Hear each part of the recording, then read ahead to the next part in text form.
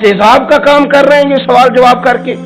ये कमजोरियां, ये अंदाज, और यहां तक कि बेटियों के रिश्ते देखने वालों का आना तो उनका ये पूछना कि भाइयों का रवैया कैसा है। अब्बा के होते लोग ये सवाल नहीं पूछते, वालिद के जाने के बाद पूछते हैं आपके भाइयों का रवैया आपके साथ ठीक है, यानी माना यह है कि वो कुछ देंगे कि नहीं देंगे, वो कुछ जहेज बनाएंगे कि नहीं बनाएंगे। ये सारी चीजें इस कर्ब से वो बच्चे गुजरते हैं, और फिर वो बड़े करीबी लोगों को भी अपना करीबी समझना छोड़ जाते हैं। और फिर एक वक्त ऐसा आता है कि वो समझते हैं हमें अपने दामन में ही अपने आंसू छुपा लेने चाहिए, किसी को नजर ना आए। वो महसूस करते हैं कि हमें खुद से ही बस सिमट जाना चाहिए, किसी तक हमारी कोई चीज पहुंचे ना। आहिस्ता आहिस्ता लोग चीजों को छुपाने लगते हैं, और ये पूछना कि रोटी खाई है कि नहीं खाई, तो इस तरह पूछना जैसे को खैरात लेके खड़ा है दरवाजे पे। आपने खिलानी होती तो खिला दी होती। आपने गर्मियों के कपड़े ले लिए हैं कि नहीं ले लिए, तो उसका रंग इस तरह का है कि जिस तरह किसी को इस तरह पूछा जा रहा है कि जैसे बड़ा भिखारी है। ये सारी चीजें हम इस अंदाज में करते हैं कि वो जो खूबसूरत, मैं कह चुका हूं कि फिर अगर किसी इदारे में वो बच्चे हैं तो वहां उनको दिखाया जाता है कि इतने बच्चे हैं तो हमें फंड चाहिए।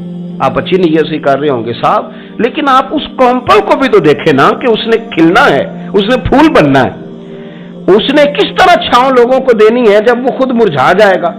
फिर ये लोगों को, ऐसे बच्चों को मैंने आम लोगों से नफरत करते देखा, पीछे हटते देखा, लोगों के लिए उनके दिलों के अंदर अच्छे जज्बात न रहे। उन्होंने महसूस किया कि ये हमारे साथ ताबुन करने नहीं आए, ये हमारी इज्जत को मजरू करने आए, ये शफकत करने नहीं आए, ये तो खैरात देने आए। सुनो मेरे रसूल करीम सल्लल्लाहु अलैहि वसल्लम का अंदाज क्या है यतीम के ताल्लुक से। हज़रत बशीर बिन अकरबा रदियल्लाहु ताला, मजमू ज़वाइद मेरे सामने पड़ी है, फरमाते हैं उहद में मेरे वालिद शहीद हो गए। नबी पाक सल्लल्लाहु ताला अलैहि वसल्लम ने ना मुझे अपने घोड़े के पीछे अपने साथ बिठा लिया घोड़े पे, और मैं सरवरे कायनात अलैहि सलातो सलाम के साथ घोड़े पे बैठा हूं, तो हुजूर मुझसे पूछते हैं तुम्हारे वालिद चले गए। मैं रो पड़ा। मैंने अर्ज की हुजूर अब निजाम कैसे चलेगा।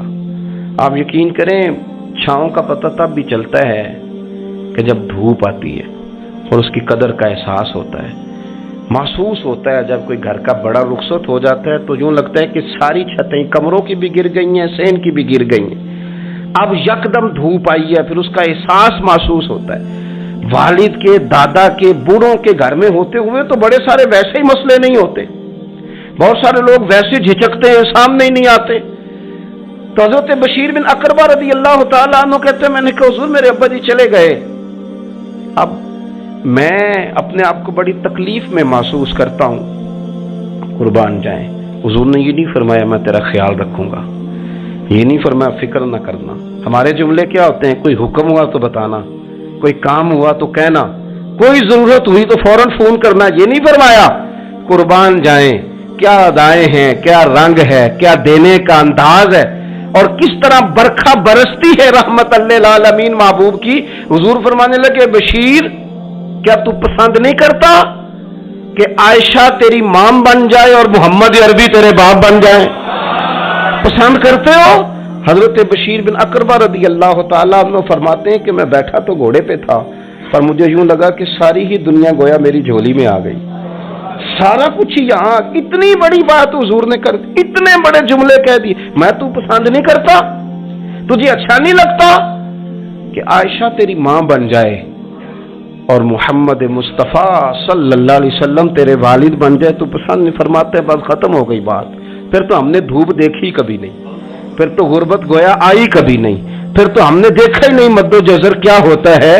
वो तो दुनिया की बात करते हैं ना, मुझे तो लगता है कि जिनके लिए ये लफ्ज आ गए ना, उनकी तो कयामत की भी सारी मुश्किलें हल हो गई, कि तो आखिरत के भी सारे मामला तय हो गए। मेरे नबी करीम सल्लल्लाहु ताला अलैहि वसल्लम एक हमारी खास तवज्जो, और ये हमारा अपना नफा है। एक बच्चा आ गया, यतीम बच्चा, उसने आके अर्ज की हुजूर 3 घर में अफराद हैं, मैं, मेरी बहन और मेरी बेवा माँ। वालिद हुजूर चले गए और आज ना 3 दिन हो गए रोटी कोई नहीं खाई। मैं उस मंजर को भी जानता हूं कि जब यतीम घर में इकट्ठे बैठे होते हैं और पता होता है उनको कि हमारी अम्मा के पास आज पैसे कोई नहीं और घर में रोटी भी कोई नहीं, تو پھر ان کو بھوک ہی نہیں لگتی. ہاں نہیں لگتی. اماں پوچھتی ہے پتر روٹی کھانی ہے؟ نہیں میری تو میں تو سویرے جو کھایا تھا وہ ہضم ہی نہیں ہوا. منجی شاہی کوئی نہیں. یہ پردے اس طرح کر کے بچائے جاتے ہیں. ایک دوسرے کو تسلیاں دینا، ایک دوسرے سے پیار کا بڑھ جانا، ایک دوسرے کے لیے جذبات اور طرح کے بن جانا حکمت الہی کے تقاضے ہوتے ہیں. یا رسول اللہ صلی اللہ تعالی علیہ وسلم، بیوہ ماں ہے، یتیم بہن ہے، 3 دن سے کھایا کچھ نہیں. قربان جائے وہ گھر جہاں سے کائنات کھاتی ہے ساری. حضور نے فرمایا بلال جا کے ساری ازواج مطہرات سے پوچھ گھر میں کیا ہے.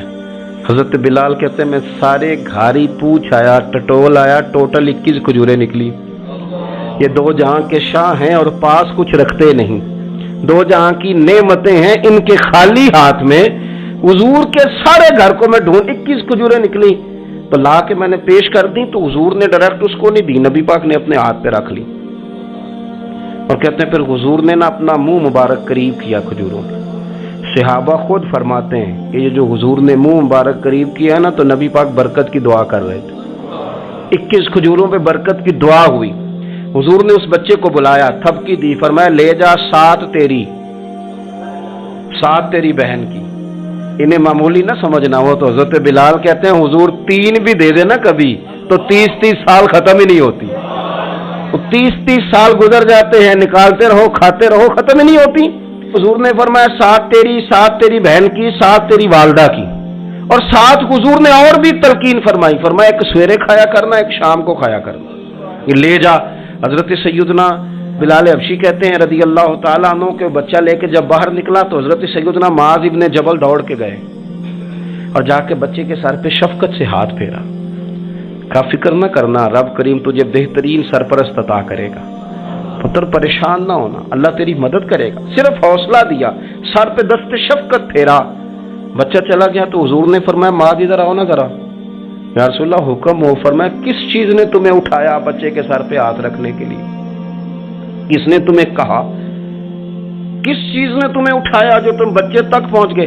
عرض کی یا رسول اللہ وہ جو میرے دل میں اللہ نے یتیم کے لیے رحمت رکھی ہے نا اس نے مجھے اٹھایا تھا، اور میں نے جا کے اس کے سر پہ دست شفقت پھیرا. تو حضور فرمانے لگے سن پھر، جو کسی یتیم کے سر پہ خالی ہاتھ بھی پھیر دے، جتنے بال اس کے ہاتھ کے نیچے آئیں گے نا رب اتنی خطائیں معاف کرے گا، اتنی نیکیاں دے گا، اتنے درجے اس پہ بلند کر دے گا.